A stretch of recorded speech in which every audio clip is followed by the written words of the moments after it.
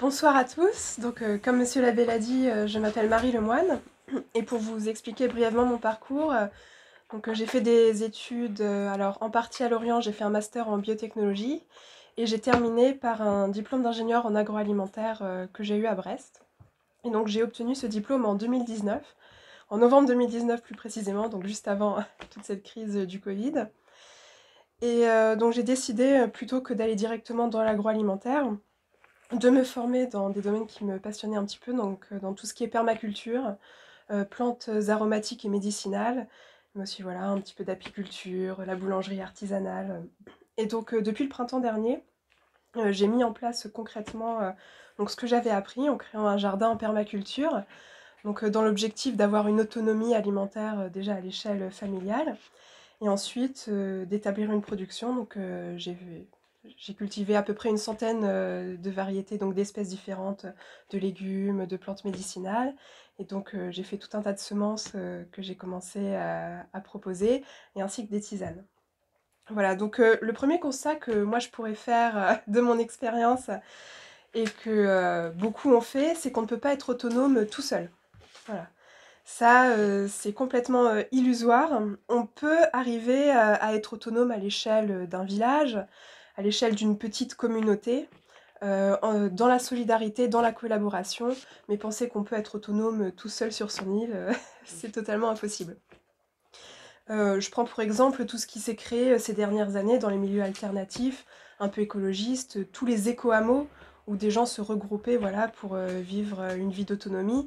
Mais on peut prendre à l'échelle de l'histoire des exemples comme les communautés monastiques par exemple, qui étaient autonomes et où les frères se partageaient un petit peu les différentes tâches. Donc, dans des temps difficiles, voilà, la survie dépend de la solidarité et du partage de compétences. Voilà, il y en a un qui va faire de l'élevage, l'autre qui va faire de la boulangerie, et puis mettre en place un système d'échange également qui peut être très très important.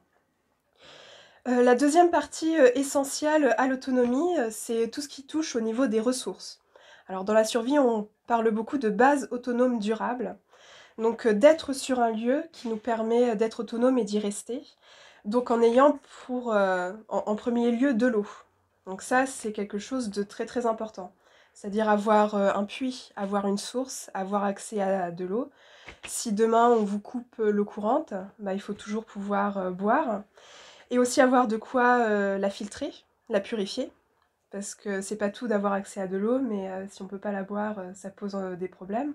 Vous avez toutes les maladies qui vont avec. Donc voilà, l'eau, premier point essentiel. Deuxième point essentiel, le bois. Donc le bois qui va permettre, donc, dans un contexte où par exemple on n'aurait plus d'énergie, qui va permettre de se chauffer, qui va permettre de cuisiner, de faire tout un tas de choses. Donc avoir du bois à disposition, ça c'est le deuxième élément capital. Et donc finalement, le troisième élément, c'est avoir de la terre pour pouvoir cultiver, donc pour avoir des fruitiers, mais également des légumes, puis voilà, pouvoir faire aussi éventuellement de l'élevage. Donc voilà, et c'est le point que je vais développer plus particulièrement ce soir. Donc tout ce qui va être production de fruits et légumes et tout ce qui est permaculture. Donc alors quand on parle de tout ce qui est permaculture, tous ces domaines d'autonomie, la première chose à faire c'est de se former. Ça c'est primordial. Alors se former, vous pouvez commencer à faire ça par vous-même, donc via internet. On a la chance d'avoir sur YouTube pas mal de personnes qui l'ont fait, qui vous proposent des vidéos, et des vidéos assez pratiques où on les voit au jardin, etc. Donc ça peut être une bonne chose. Mais également se former par l'achat de tout un nombre de livres, avoir une bonne bibliographie familiale à la maison. Et c'est un point que je trouve assez important parce que c'est assez facile d'enregistrer des documents sur votre ordinateur, sur votre clé USB. Mais voilà, si jamais vous n'avez plus accès à l'électricité, à internet, que votre ordinateur tombe en panne, que vous ne pouvez pas en racheter, tout est perdu. Donc faire l'achat de livres que vous pourrez même transmettre aux générations futures, c'est quelque chose qui me semble assez important. Donc tout au long de cet exposé, je vais vous citer tout un nombre de livres que moi je trouve assez importants, assez essentiels, mais ce qui ne vous empêche pas après de faire vos propres recherches et d'en acheter d'autres, bien entendu. Donc pour commencer par la permaculture, donc là nous sommes en automne-hiver, donc c'est la saison idéale pour commencer. Alors la première étape, C'est l'étape de préparation du sol. Du sol dans lequel vous allez planter vos arbres, du sol dans lequel vous allez cultiver vos fruits et légumes. C'est ce qui est très très important parce que c'est par la richesse du sol que vous allez avoir une très bonne production et des légumes qui seront également riches. Alors je prends l'exemple des êtres humains, nous on a besoin pour vivre de vitamines, de minéraux, de fer, que sais-je. Mais en fait les plantes c'est pareil. Elles ont besoin de divers éléments variés et s'il leur en manque, ça va nuire à leur culture, à leur pousse.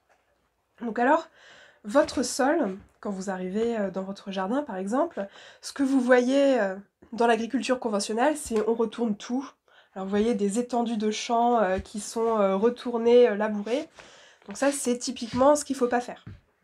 Pourquoi? Parce qu'il y a une vie dans le sol, il y a des micro-organismes, des vers de terre qui vont créer toute cette vie, toute cette variété, qui vont créer les éléments essentiels à la pousse de vos végétaux. Et en fait, beaucoup de ces bactéries sont sensibles et à l'oxygène et aux rayons UV, qui vont les tuer en fait. Donc si vous commencez par bien bêcher, bien retourner votre sol, vous allez en tuer toute une partie. Donc alors ce qu'on fait en permaculture, c'est qu'on va construire par-dessus le sol qui est existant. Donc le sol qui est existant, on n'y touche pas. Et donc on va rajouter par-dessus différentes couches qui vont créer un espèce de terreau naturel dans lequel on va planter nos plantes. Donc alors concrètement, on va apporter différentes couches de matériaux, du bois, de la paille, du gazon, qui vont correspondre en fait à de l'azote, du carbone, qui vont se dégrader au fur et à mesure des mois et des années, et qui vont en fait enrichir au fur et à mesure votre sol et nourrir vos plantes, sans que vous ayez besoin de rajouter d'engrais en fait. Donc alors ce qu'on fait, c'est que concrètement, on arrive, on est sur notre terrain, on va mettre une première couche de paille, ensuite une couche de bois mort, de branches que vous avez pu trouver en forêt. On peut mettre une couche de feuilles mortes, d'humus, ensuite une couche de tonte fraîche, de gazon. Et en fait, on recommence ainsi de suite jusqu'à avoir une certaine épaisseur. Et à la fin, en fait, on met une bonne couche, une dizaine de centimètres de terre, ou si vous êtes vraiment très pressé de terreau que vous avez acheté au supermarché, si vous n'avez pas eu le temps de le faire vous-même. Et donc en fait, toutes ces différentes couches vont faire une sorte de lasagne qui va se dégrader au fur et à mesure des pluies, des insectes qui vont se développer dedans et qui vont enrichir naturellement votre sol. Donc si vous voulez avoir plus d'informations là-dessus, je peux vous conseiller le guide Terre vivante du potager bio. Donc, guide Terre vivante du potager bio de Jean-Paul Thorez et Christian Bouet. Donc ils vont vous parler un petit peu de toute cette préparation du sol et qui vont ensuite vous parler en général de la culture des légumes, de A à Z, des maladies qu'il peut y avoir. Donc c'est un guide assez complet sur le potager en permaculture. Alors c'est de Jean-Paul Thorez, Thorez, et Christian Bouet, Bou. Voilà, c'est le guide Terre vivante du potager bio. Alors donc, une fois que vous avez fait ces buts-là, d'année en année, vous pourrez les réenrichir toujours à l'automne-hiver quand vous aurez plus de légumes dessus. Donc pour les réenrichir, vous pourrez faire l'année suivante le même principe de lasagne. Donc vous avez votre but qui s'est un petit peu dégradé, qui s'est un peu affaissé. Vous rajouterez de la paille, un peu de branchage, d'humus, etc. Vous pourrez rajouter également du compost que vous aurez fait vous-même. Donc là, pour tout ce qui est compost et engrais naturels, je peux vous conseiller le précis du compost, donc aux éditions Marabout. Et donc c'est dans la série Les cahiers du jardinier. Voilà, le précis du compost. Donc on vous explique qu'il y a différentes méthodes en fait pour composter vos déchets verts ou vos déchets de table. Donc ils seront ensuite des engrais naturels pour vos buts. Vous pourrez rajouter également du fumier frais, donc du crottin de cheval par exemple, c'est très très bon. Et ensuite, en engrais naturels, vous pourrez préparer vous-même tout ce qui est purin. Donc en fait, du purin, par exemple, on parle beaucoup du purin d'ortie, c'est une fermentation naturelle de végétaux et qui vous allez ensuite verser sur vos buts et qui vont les nourrir. Donc pour tout ce qui est purin, vous avez le livre Purin d'ortie et compagnie de Bernard Bertrand et Jean-Paul Collard. Voilà, Purin d'ortie et compagnie de Bernard Bertrand et Jean-Paul Collard. Voilà, une fois que vous avez préparé tout ça, donc vous avez un sol qui est bien enrichi, qui est prêt, à accueillir, vos plantations. Ce qu'il ne faut pas négliger, c'est tout le matériel pour arriver à ce résultat-là.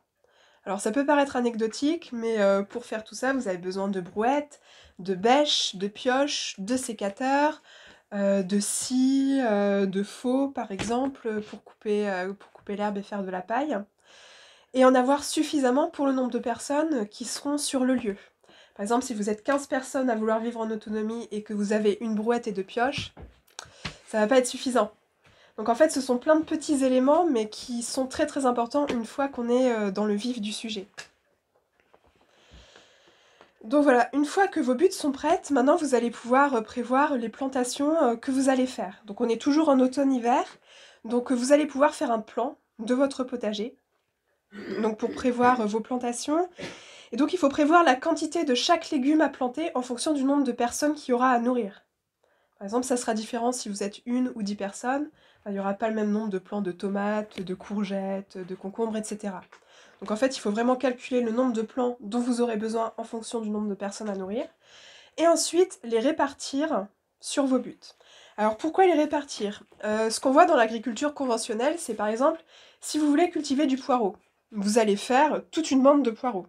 Ensuite, à côté, vous allez faire toute une bande de choux, et ainsi de suite.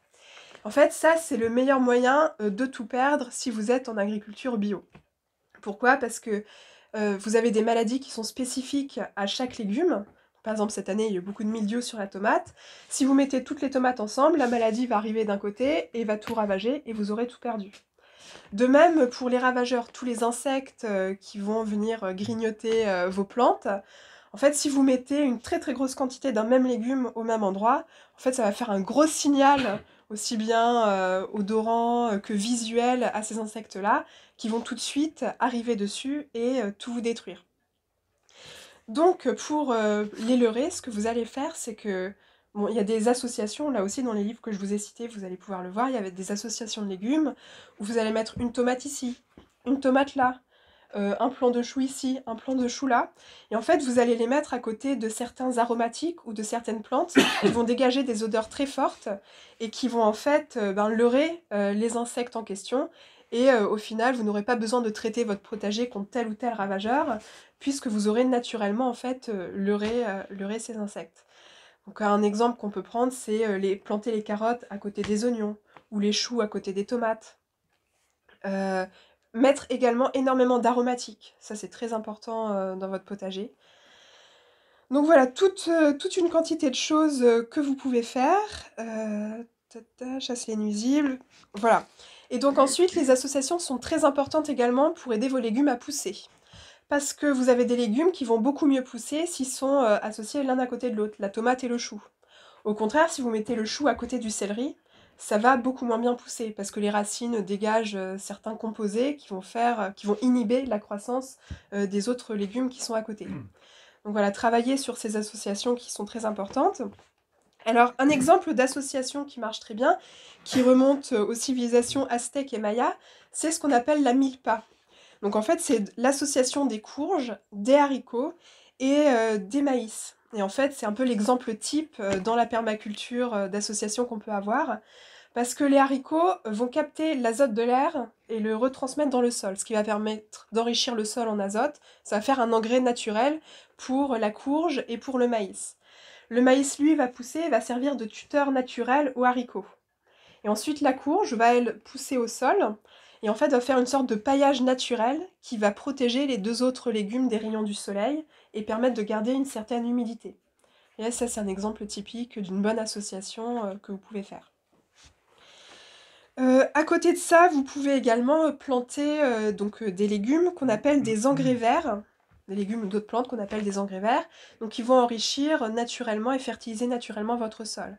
Alors donc je parlais des haricots, tout ce qui est de la famille des fabacées, donc les fèves, les pois par exemple, tout ça va enrichir le sol en azote, et en plus vous pouvez les manger, donc ça a un double effet. Vous pouvez mettre également à l'automne, planter quand vous n'avez pas encore de plantation, de la moutarde, de la facélie, du trèfle ou du seigle. Donc ce sont des cultures qui au printemps, vous allez les couper, les arracher, et elles auront enrichi naturellement votre sol. En termes de préparation du potager, vous pouvez aussi préparer votre sol en fonction des aléas climatiques. Par exemple, il y a des plantes qui aiment beaucoup l'ombre, d'autres qui aiment beaucoup le soleil. Donc en fait, préparez en fonction de ça. Et si votre terrain est sans ombre, vous pouvez créer artificiellement des zones d'ombre en créant des structures verticales où vous pourrez également faire pousser vos légumes, ce qui permet également de faire un gain de place. Parce que quand ça pousse à la verticale, bah, vous avez encore tout le sol où vous pouvez planter autre chose. Donc je pense par exemple aux melons qui peuvent pousser à la verticale sur des structures. On peut parler des potirons, des gourdes, des haricots. Il y a des haricots grimpants, il y a des petits pois grimpants. Donc voilà, vous pouvez préparer tout un tas de structures qui pourront permettre de faire de l'ombrage et aussi de gagner de la place au sol. Voilà, alors, dans cette préparation du potager, il faut également prévoir une rotation des cultures. Pourquoi? Parce que vous n'allez pas tout semer au mois de février en même temps et ensuite tout se débrouillera tout seul jusqu'au mois d'octobre. Vous allez avoir des cultures qui vont durer 1 ou 2 mois et ensuite vous allez les remplacer par d'autres. L'objectif en fait c'est d'avoir votre but de culture tout le temps pleine. Tout le temps pleine et en fait vous renouvelez en permanence, ce qui permet d'optimiser la production. Quand une culture est finie, hop, on l'enlève, on en met une autre, et ainsi de suite.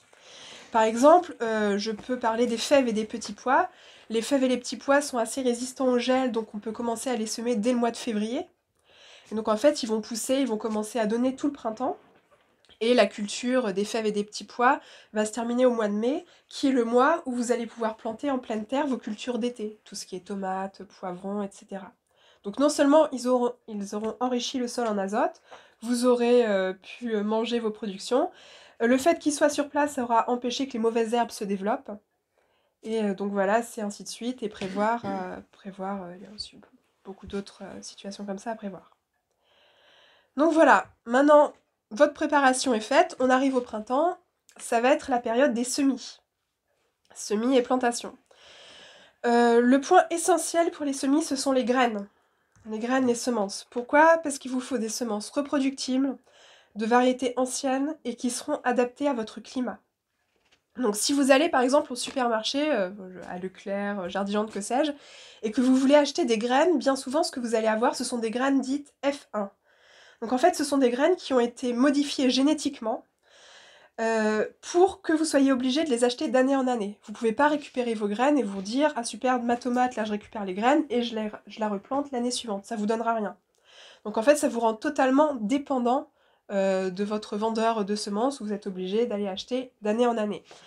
Deuxième problème, ces semences F1, donc elles ont été modifiées génétiquement donc pour avoir un bel aspect, voilà, la tomate bien ronde, les tomates bien uniformes, etc. Mais en fait, c'est au détriment de la valeur nutritive.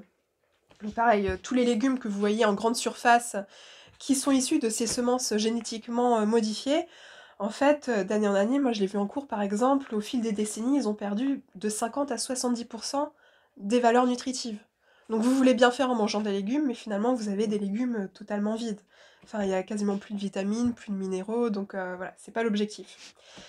Donc il vous faut trouver des semences donc, de variétés anciennes.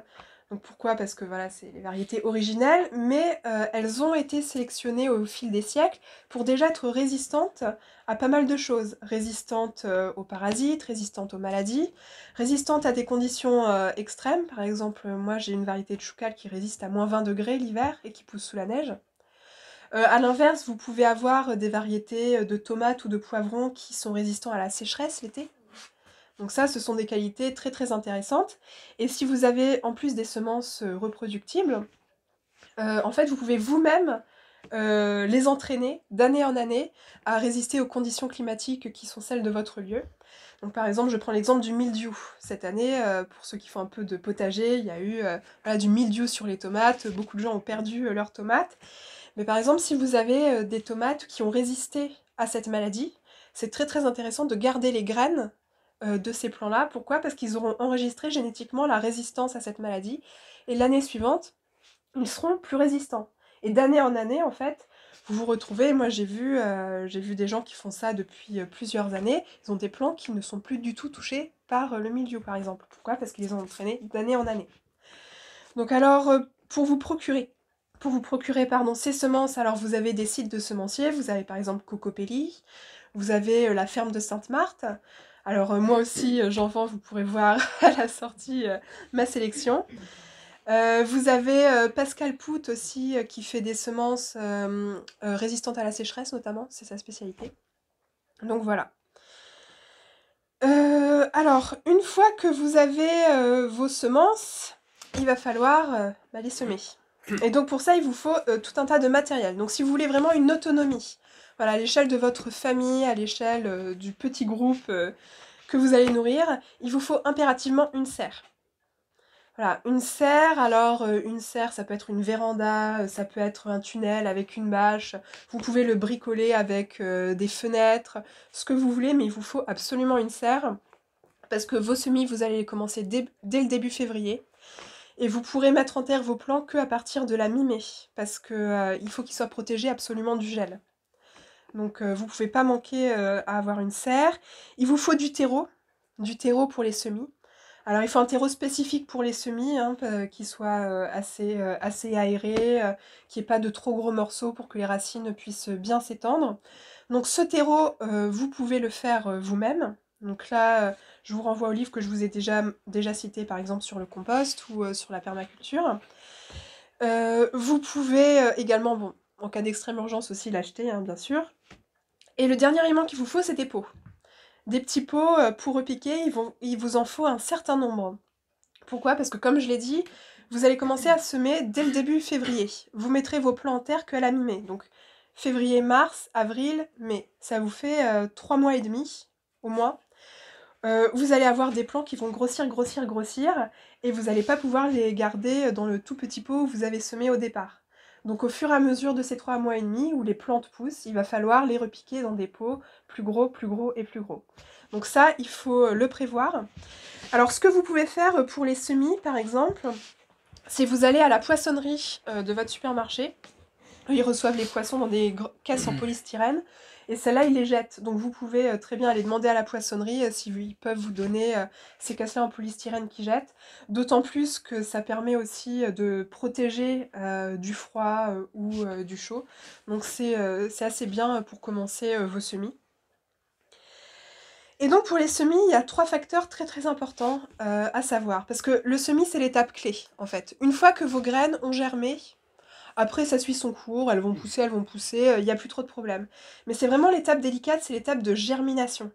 En fonction des variétés, il y en a qui sont beaucoup plus capricieuses que d'autres. Je prends un exemple, tout ce qui est les graines d'aubergine, poivron, il faut les passer un coup au froid, quelques jours au congélateur ou au frigo, pour lever la dormance. Ce qui leur permettra de lever beaucoup plus vite. Sinon, vous pouvez très bien mettre 1 ou 2 mois pour faire germer une graine d'aubergine. Et donc après, c'est un retard que vous prenez après sur toute la production. Vous avez des graines, comme par exemple celle d'Artemisia, qui germent à la lumière. C'est-à-dire que vous allez la saupoudrer sur votre terreau, mais il ne faut surtout pas remettre du terreau par-dessus. Sinon, ça ne germera pas. Donc voilà, ça, ce sont des spécificités à connaître. Et il y a 3 éléments principaux qui font que votre graine va germer. Le premier, c'est la lumière. Il faut absolument qu'il y ait de la lumière. Donc vous pouvez pas vous dire oui je vais mettre au milieu de mon salon par exemple. Ici si je voulais faire germer une plante, bah je peux pas la mettre à germer ici, même s'il y a de la lumière qui rentre. Il faut absolument que dans les premiers temps, ça soit mis derrière la fenêtre par exemple. Donc la lumière, très très important pour que ça germe. Ensuite la chaleur. La chaleur, il faut que vous ayez une température nocturne d'au moins 15 degrés pour beaucoup de plantes. Pour que les graines puissent germer et germer rapidement. Là aussi, ça ne nous intéresse pas qu'elles germent au bout de 2 ou 3 mois. Parce que là, c'est un retard qu'on va accumuler terrible. Donc pour que ça germe et que ça germe rapidement, il faut une température élevée. Donc mettons que vous ayez une serre à l'extérieur de chez vous, mais qu'elle ne soit pas chauffée. Ce que vous pouvez faire, c'est mettre à germer vos graines à l'intérieur, chez vous, là où il y a du chauffage, derrière la fenêtre, et quand ça a germé, après vous pouvez les mettre dans votre serre en extérieur. Après, là, qu'il fasse un petit peu plus frais, ça va pas forcément gêner. Mais il faut que pour le démarrage, la germination, il y ait de la chaleur. Et le troisième point essentiel, c'est l'humidité. Il ne faut pas que le terreau dans lequel vous aurez semé vos graines sèche. Donc ce qu'il faut faire, c'est tous les jours humidifier votre terreau. Ce que vous pouvez faire, c'est acheter un petit spray Comme par exemple, vous avez les sprays pour les vitres, là, vous remplissez d'eau et puis vous aspergez vos petites pots de semis le matin, le soir. Enfin, vous voyez, dès que ça commence à sécher, il faut humidifier pour que la graine pousse bien. Et un dernier élément, il ne faut pas les enfoncer trop profondément dans votre pot. Il faut que ça soit vraiment en surface. On va dire un demi centimètre, un centimètre en dessous du niveau de la surface, c'est bien. Alors, en fonction des graines, bien sûr, je citais l'artémisia tout à l'heure qui germe à la lumière, voilà. Mais en général, pas les enfoncer beaucoup trop, parce que sinon elles mettront plus de temps à germer. Alors, au niveau de la germination, je pense que j'ai tout dit. Donc, maintenant, on va arriver à la mi-mai. Donc, quand il n'y a plus de gelée, vous pourrez mettre vos petits plants en terre. Une fois que les avez mis en terre, ce qui est important les premiers jours, c'est de bien arroser. Enfin, ça dépend. S'il pleut dehors, vous n'avez pas besoin d'arroser, mais s'il fait sec, il faut arroser les premiers jours après que vous ayez planté. Parce que c'est là où les plantes sont le plus sensibles. Donc, si en plus il fait très très sec, elles risquent de mourir. Et tout de suite, ce que vous allez faire, c'est que vous allez mettre un paillage. Donc ce qu'on appelle un paillage, donc c'est une couche importante de paille. Ça peut être du BRF, donc le BRF c'est un mélange de bois coupé très petit. Et en fait ce paillage qui va être très très épais, donc une bonne couche comme ça hein, de paillage, que vous allez mettre tout autour de votre plant, ça va éviter l'évaporation. Tout simplement, ça va protéger des rayons du soleil, surtout en été, et ça va permettre de conserver l'humidité. Ce qui fait que vous aurez besoin de beaucoup moins d'arrosage. Donc si vous avez déjà une graine au départ qui est peu sensible à la sécheresse, et que vous avez toute cette couche qui protège de l'évaporation, vous pouvez vous retrouver des fois à arroser certaines plantes une seule fois par mois, par exemple l'été. Ce qui n'est pas négligeable. Si vous êtes dans un contexte d'autonomie où vous avez besoin de faire des économies, par exemple au niveau de l'eau, c'est très très important. Donc là on revient au point du départ, donc sur l'arrosage, donc je disais avoir accès à une source, à un puits. Vous pouvez faire l'acquisition donc de cuves de récupération d'eau, par exemple, si vous n'avez pas de point d'eau ou autre, parce que ça, avec les pluies de l'hiver, ça vous permet de les récupérer, et ça vous permet voilà, de garder cette eau pour les arrosages. Donc voilà, une fois que vous avez planté, donc j'ai parlé des arrosages. Normalement, vous aurez quasiment pas d'entretien à faire parce que si une butte est bien construite, en fait, elle va être pleine de vos légumes. Vous allez avoir un plant de tomate avec à côté un basilic, à côté une laitue, à côté de la roquette, ensuite une aubergine, etc. Et votre butte sera pleine, complètement remplie, il reste pas 1 cm². Et donc du coup, en fait, il n'y a pas d'espace pour que les mauvaises herbes poussent. Donc pas de désherbage. Donc ça, c'est aussi un énorme gain de temps. Donc le seul entretien que vous pourriez avoir, c'est au niveau des nuisibles. Mais là, je vous l'ai dit, vous avez des solutions naturelles. Je vous ai cité un livre sur purin d'ortie et compagnie. Donc c'est bien pour la fertilisation, mais ça vous donne aussi des purins et des recettes qui vont vous permettre en fait de chasser naturellement, entre guillemets, les nuisibles. Par exemple avec l'absinthe. L'absinthe, c'est un très très bon répulsif. Et alors le dernier point très très important, c'est la pollinisation au niveau de votre jardin. Parce que vous pourrez avoir la meilleure des terres, les plus belles plantes, bien vigoureuses, etc. Si vous n'avez pas les pollinisateurs, donc les abeilles qui viennent butiner vos fleurs pour les féconder, pour que vous ayez des fruits, ça sert à rien. Et surtout qu'on est un peu dans une période voilà, où il y a de moins en moins d'abeilles. Donc ce qu'il faut que vous fassiez, c'est qu'il faut attirer les abeilles dans votre potager, faire en sorte qu'elles y restent. Donc là, ce qui est très très important à faire, c'est de planter donc beaucoup de fleurs et d'aromatiques. Donc des plantes mellifères qui vont nourrir vos abeilles. Et en fait, ce sont des plantes très très intéressantes parce qu'elles sont c'est un peu du 4 en 1. Pour beaucoup, elles sont à la fois comestibles, médicinales, elles permettent de lutter contre les parasites et elles sont mellifères. Donc en permaculture, la fleur, la plante médicinale, c'est un peu la panacée. Donc c'est des plantes qu'on connaît tous, qui sont en plus pour beaucoup faciles d'entretien, notamment les plantes aromatiques, tout ce qui est thym, romarin, lavande. Ce sont des plantes méditerranéennes qui ont l'habitude de pousser dans la rocaille, donc en plus elles sont assez faciles d'entretien. Donc pour les aromatiques que je pourrais vous citer, vous avez le thym, le romarin, la sauge, la menthe, la mélisse, l'hysope, l'aneth, la coriandre. Pardon, je vais répéter. Donc thym, romarin, sauge, menthe, mélisse, hysope, aneth, coriandre. Alors le thé des jardins, on appelle ça aussi tête de dragon ou mélisse de Moldavie.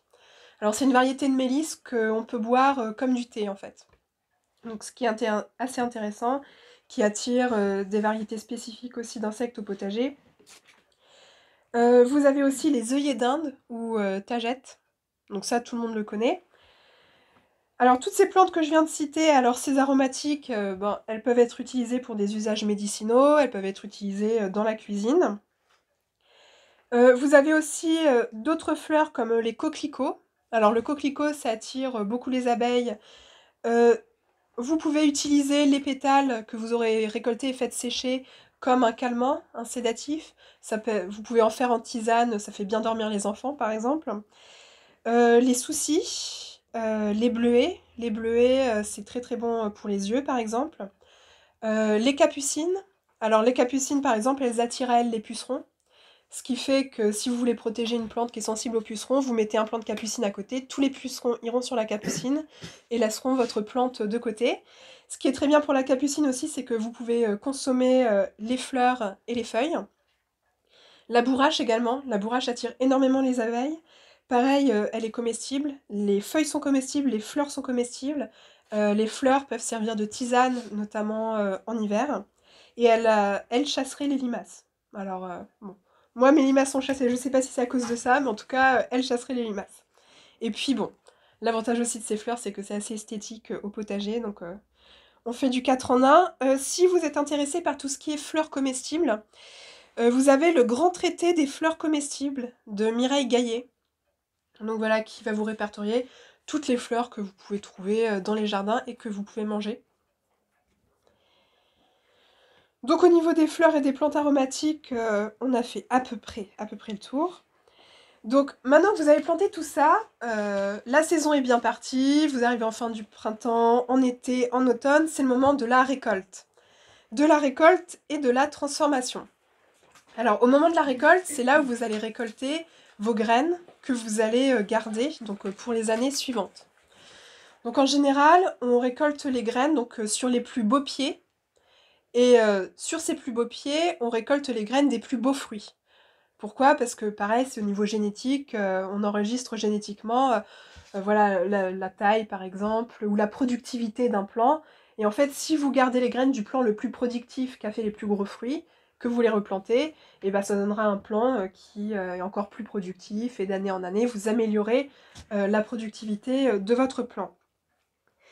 Alors, ce qui est important de se renseigner, c'est de comment récolter ces graines, parce que les méthodes sont différentes et plus ou moins évidentes en fonction des variétés. Par exemple, pour récolter les graines de tomates, il faut les faire fermenter. Donc voilà, vous les récupérez à la petite cuillère, vous récupérez dans l'espèce de gélatine qu'il y a à l'intérieur de la tomate. Vous mettez dans un verre, vous rajoutez de l'eau, et là vous laissez à fermenter 2 ou 3 jours. Cette fermentation, ça aura grignoté toute cette gélatine qu'il y a autour de la graine. Ensuite, vous les passez à la passoire sous l'eau, en les nettoyant. Et en fait, vous aurez des graines qui sont propres, que vous aurez juste à laisser sécher, et ensuite à conserver. Donc ça, c'est la spécificité de la tomate, mais vous avez pareil pour d'autres légumes. Donc là, le livre que je vous ai cité au départ, le guide Terre vivante du potager bio, vous explique bien aussi comment conserver vos graines. Mais alors après, voilà, vous pouvez aussi trouver d'autres livres sur la permaculture qui vous en parlent. Quand vous récoltez, que vous faites sécher vos graines, ce qui est très important, c'est de les faire sécher à l'abri de la lumière, parce que les UV peuvent avoir un effet néfaste sur la germination. Donc à l'abri de la lumière, au sec aussi. Et pareil pour la conservation. Il faut que vous gardiez vos graines à l'abri de la chaleur, à l'abri de la lumière et à l'abri de l'humidité. Alors l'idéal, vraiment l'idéal pour conserver des graines et qu'elles germent, par exemple 7 ans après que vous les ayez conservées, c'est de les mettre au congélateur. Vous les mettez dans un tupperware bien hermétique, au congélateur, et là, vous pouvez les garder des années. On a l'exemple, je ne sais plus si c'est au pôle Nord, voilà qu'il y a une organisation internationale qui a stocké des milliers de graines de toute la Terre au cas où il y ait un problème nucléaire ou que sais-je. Donc voilà, il les stocke dans un endroit où il fait froid. Donc le mieux c'est le congélateur, mais si vous n'avez pas de place au congélateur, voilà, vous les gardez dans un endroit bien hermétique, au sec, à l'abri de la lumière et de la chaleur. Au niveau de la récolte des légumes, donc le mieux en fait, ça je l'avais pas dit tout à l'heure, quand vous faites vos semis, au départ, c'est de prévoir plus que ce dont vous avez besoin. Alors, pourquoi? Au départ, parce que vous allez avoir de la perte. Vous allez avoir des graines qui ne germent pas. Vous allez avoir des plants qui seront faiblards et qui donneront rien. Vous allez avoir des plants qui vont se faire grignoter par les limaces et compagnie. Donc en fait, au départ, il faut prévoir beaucoup plus que ce que vous vouliez planter au départ. Et prévoir plus également pour avoir un petit peu une surproduction qui vous permettra de faire des conserves pour stocker cette nourriture-là pour l'hiver. Là aussi, dans un souci d'autonomie, l'hiver, il n'y a plus grand-chose qui pousse, vous avez plus grand-chose à l'extérieur, donc si vous avez fait des conserves de ratatouille l'été, de haricots, etc., ça vous permet encore d'avoir une diversité alimentaire tout au long de l'hiver. Et donc là, il faut également donc s'intéresser aux méthodes de conservation des légumes, parce que bon, la plus simple, on va dire, c'est le congélateur, mais le congélateur marche à l'électrique, si vous n'avez plus d'électricité, tout tombe à l'eau. Donc il faut s'intéresser aux méthodes de séchage. Vous avez également les fumoirs, vous avez la conservation dans le sel, la lactofermentation, comment faire des conserves, tout simplement. Donc alors pour ça, vous avez le traité Rustica de la conservation, qui voilà, va vous dire pour chaque légume en fait ce qui peut être fait. Il vous donne différentes techniques, donc c'est assez bien. Et alors pour ce qui est lactofermentation, alors la lactofermentation, c'est en fait, vous avez votre pot de conserve, vous mettez votre légume et en fait vous le mettez dans une saumure. Et en fait c'est elle qui va conserver votre légume. Vous n'avez pas besoin de faire un traitement thermique à la chaleur ou autre. Vous mettez juste dans une saumure. Et donc pour tout ce qui est toutes ces fermentations-là, vous avez le livre Fermentation, avec un point d'exclamation, de Sandor Elix Katz. Alors, fermentation, point d'exclamation, de Sandor, S-A-N-D-O-R, Elix, E-2-L-I-X, et Katz, K-T-Z. Alors, c'est un livre c'est le livre le plus complet sur tout ce qui est fermentation. Alors, il va vous parler aussi bien de comment faire du pain avec la levure, parce que la levure, le levain naturel, c'est une sorte de fermentation. Comment faire vos boissons fermentées, kéfir, kombucha, comment faire de la bière, par exemple. Voilà, il va vous parler de tout ce qui peut être fermenté ou lacto-fermenté. Donc, une fois que vous avez fait ça, vous avez atteint une bonne petite autonomie. Donc alors, ce qui peut vous manquer, c'est au niveau protéines, ce qui est simple à mettre sur une base autonome durable, ce sont des poules. Voilà. C'est assez simple d'entretien, c'est assez simple à élever. Donc les poules, c'est très bête. Quelques poules, ça vous donne des œufs, ça vous donne votre quantité de protéines quotidienne à avoir. Alors après, plus vous êtes nombreux et plus vous avez de compétences, vous pouvez agrandir, vous pouvez avoir des chèvres. Avec les chèvres, vous pouvez faire votre fromage. Moi, j'ai, pour exemple, une ferme où je suis allée dans le Finistère. Ça s'appelle l'Arche du Gwenvez. Ils sont une quinzaine de personnes et avec une vache, ils arrivent à faire tous leurs produits laitiers. Donc fromage, yaourt, fromage blanc, etc. etc. Donc voilà, si vous arrivez à être suffisamment nombreux pour que chacun puisse s'occuper de quelque chose, ça peut être assez intéressant. Pareil, vous pouvez mettre des ruches sur votre base. Déjà que vous avez fixé les abeilles, je crois qu'il y a des personnes qui font un peu d'apiculture, qui pourront vous renseigner là-dessus, mais voilà. Donc alors pour l'autonomie en général, au niveau de la ferme, vous avez la collection Maison rustique du 19e siècle.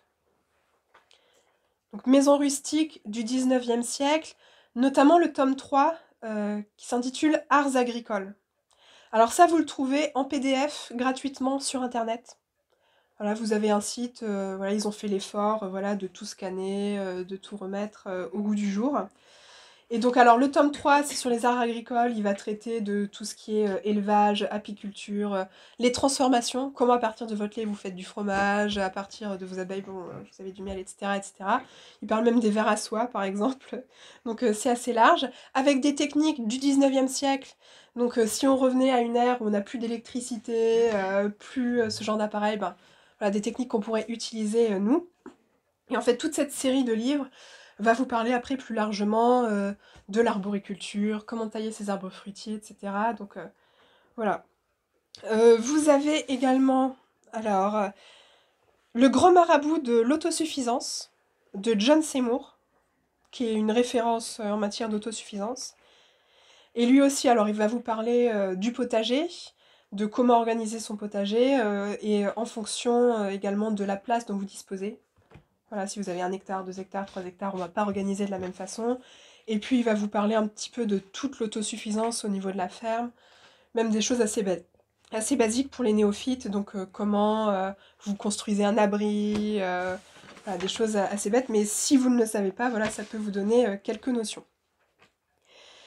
Donc une fois que nous avons fait l'agriculture et l'élevage, vous pouvez vous retrouver dans une situation, par exemple, voilà, vous êtes pris totalement au dépourvu, vous êtes dans la nature, il faut que vous mangiez, vous n'avez pas de potager à disposition. Il y a tout un tas de choses qui se mangent dans la nature, aussi bien des arbres que des plantes sauvages, qui peuvent vous faire sur votre base autonome un très très bon complément, et puis qui peuvent vous dépanner, voilà, au besoin. Donc sur la cueillette sauvage, alors les arbres c'est très très intéressant. Alors donc on connaît tous le châtaignier, mais vous avez également le chêne avec les glands qui se mangent. Alors il y a tout un procédé où il faut les laver dans plusieurs eaux pour enlever les tanins, mais c'est très très riche en protéines, donc ça c'est intéressant. Vous pouvez faire des pâtés végétaux avec par exemple, vous pouvez faire des tartes, vous pouvez faire de la farine de gland, vous pouvez faire un succédané de café en le torréfiant.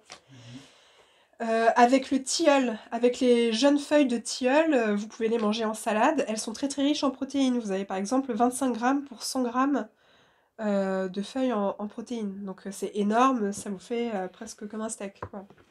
Donc si vous n'avez pas accès à la viande, c'est très très intéressant. Donc en tout ce qui concerne les arbres que vous pouvez manger, vous avez les arbres nourriciers et médicinaux de Karine Greiner. Alors Greiner c'est G-R-E-I-N-E-R aux éditions Ulmer. Donc voilà, qui vont vous donner les propriétés également médicinales. Voilà, vous avez tout un tas de tisanes que vous pouvez faire à partir des arbres. Le titre exactement Les arbres nourriciers et médicinaux de Karine Greiner aux éditions Ulmer. U-L-M-E-R. Karine Greiner.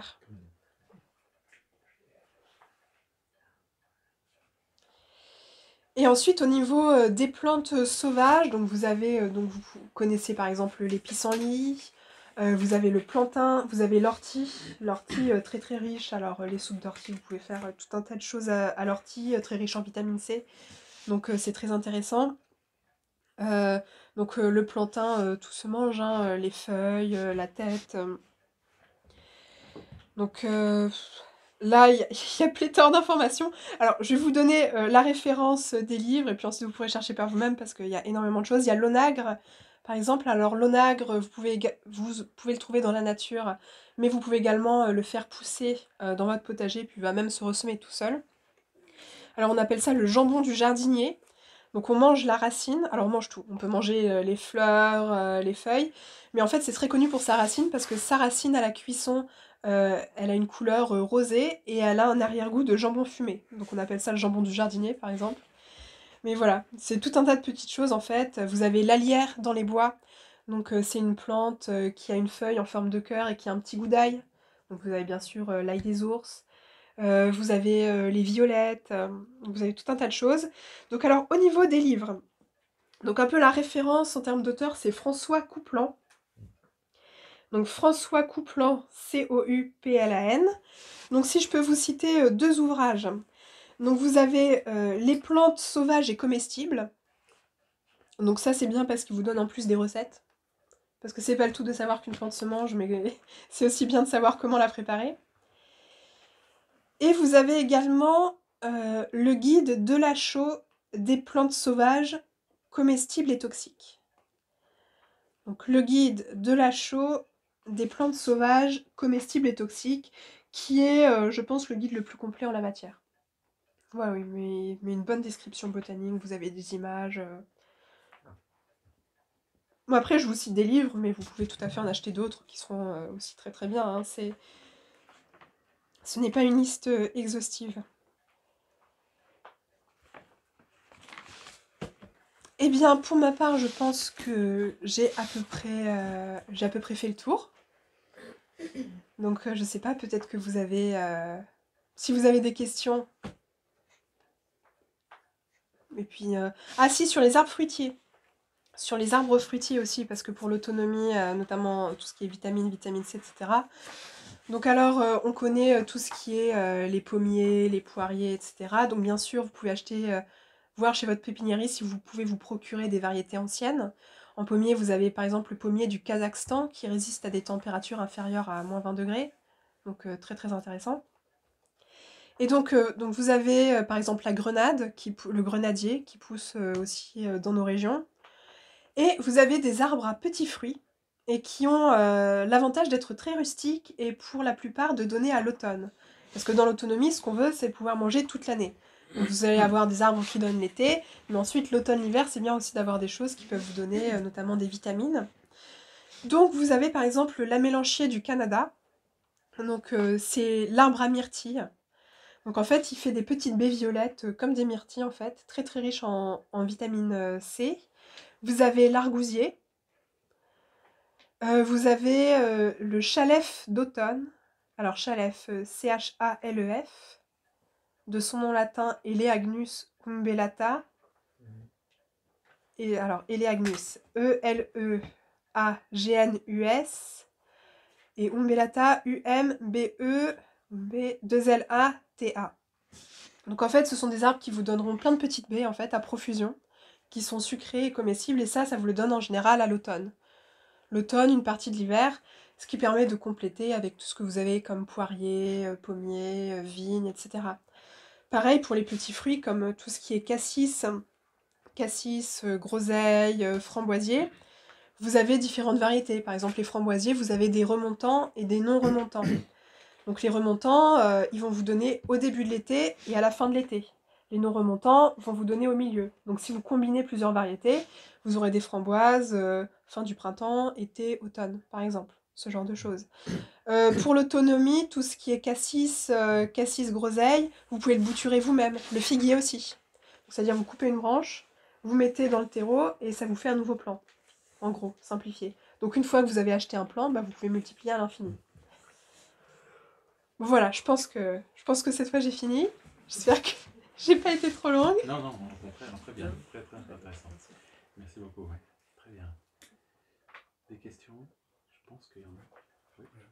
L'épaisseur de la lasagne à peu près, s'il vous plaît. L'épaisseur, un bon mètre. Tu dirais quoi, toi? Après, je leur dirai. Bon, bref, vous pourrez. Oui, oui, il faut que ça soit quand même assez épais, ouais. 50 cm, oui, un bon mètre. Bon, vous aurez plus d'informations après avec le papa.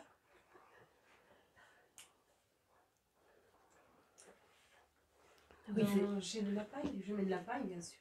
Hein. Je fais un peu de permaculture. Ouais. À côté de chez moi, c'est des grands champs. Et les petits rongeurs s'éclatent de venir tous. Ils viennent tous. Voilà. Donc comment je fais? Alors ils me minent partout, ils me mangent tout. Ah bah oui, oui. Alors les rongeurs, bon, alors ce qui est bien, c'est d'avoir des chats, si vous pouvez. Oui, mais mon chat, il va partout dans mon jardin. Il est terrible. Après, dans tout ce qui est les purins, je vous ai cité le livre sur les purins d'ortie, etc. Vous avez des plantes qui sont répulsives contre ces animaux-là, notamment l'absinthe. Donc en fait, si vous faites des sortes de purins que vous pouvez mettre aspergés autour de vos buts ou sur vos plantes, parce qu'il y en a qui sont pas du tout nuisibles à vos plantes, ça va faire une sorte de répulsif naturel qui va un petit peu les chasser. Est-ce que le purin de sureau, j'avais vu que le purin de sureau, donc j'en ai fait, je l'ai mis dans une jerrycan. J'avais vu parce que mes petits pois, j'en ai semé 3 fois, 4 fois, j'en pouvais plus. Et je grattais, il n'y avait plus rien, plus rien. Ah oui, alors pour ça... Alors j'avais vu qu'il disait le purin de sureau. Donc j'en ai stocké, on verra au printemps, au février. Alors pour toutes ces graines-là, oui, c'est vrai qu'il y a des graines, il y a des semis qu'on fait en pleine terre, donc les petits pois, les fèves, les haricots. Alors moi, pour pallier à ça, je les sème en godet. En godet, et ensuite je les repique en terre. Alors ça fait un peu plus de travail, mais une fois que la graine a germé, que ça fait un plant, elles vont pas vous manger les graines. Donc, parce qu'il y a aussi le problème avec les pigeons, par exemple, qui peuvent essayer de vous piquer les graines que vous semez en pleine terre directement. Donc, toutes ces graines-là, moi, ce que je fais, c'est que je les sème en godet. Ça, c'est quelque chose qui peut être pas mal. Après, au niveau de tout ce qui est légumes racines, carottes, etc., bon, ça, il faut essayer de pas les laisser trop longtemps en terre. C'est vrai que bon, ça peut être un peu compliqué. Mais déjà, si vous faites des répulsifs, ouais, notamment l'absinthe, ça c'est quelque chose qui marche bien. L'artémisia, ça marche pas mal en but aussi. Quand on les a fait sécher, les artémisia, on a tué des souris à l'intérieur, enfin dans le local, on les a fait sécher. Les souris ont grignoté ce qui était tombé au sol avant son mort. On les a ramassés le lendemain. Ah oui. Oui, c'est une absinthe. Ça tue les... Ah oui. Oui, c'est une. Et nous, on a vu au potager que ça donnait de bons résultats. Les plantes poussaient mieux. Avec, on les avait répartis un peu partout. Ça, c'était pas mal. Donc, il faut faire pousser Merci. l'artémisia. Mais il faut trouver la graine d'artémisia. Bah, moi j'en ai, si ça vous dit. Mais sinon, Cocopelli aussi en vend. Donc oui, l'artémisia c'est de la même famille que l'absinthe en fait. L'artémisia c'est de la même famille que l'absinthe. Donc l'artémisia, le nom latin c'est Artemisia annua et l'absinthe c'est Artemisia absinthium. Donc en fait elles ont des propriétés qui sont assez similaires, notamment comme elles ont une odeur très forte, elles ont beaucoup d'huile essentielle donc elles sont assez répulsives. L'absinthe, on dit de ne pas la planter trop près de vos légumes au potager parce que justement les racines vont produire des substances qui pourraient nuire aux plantes. Moi, j'ai pas fait ça avec l'absinthe, mais l'artémisia, j'ai mise en plein milieu de mes buts et ça a aidé mes plantes à pousser. Je trouve qu'elles ont mieux poussé à côté de l'artémisia. Donc voilà. Après aussi, c'est ça la permaculture, vous faites des essais. Faut pas prendre pour argent comptant ce que vous dit un livre. On dit « Ah oui, mais si vous faites ça, ça marchera jamais, etc. » Ben, faites votre essai. Vous pouvez faire un petit essai, puis des fois ça peut être concluant et puis ça peut bien marcher. Il y a aussi un point, quand on a fait les buts, on a tendance à vouloir faire très propre tout. Les buts, c'était magnifique. On tondait proprement tout autour des buts. Et puis il y a des attaques de pucerons. En laissant pousser toutes les mauvaises herbes, ça fait un fouillis innommable, mais on a remarqué que les pucerons allaient de préférence sur certaines plantes dont je ne connais pas le nom, les mauvaises herbes, quoi, et délester les légumes, quoi, par exemple.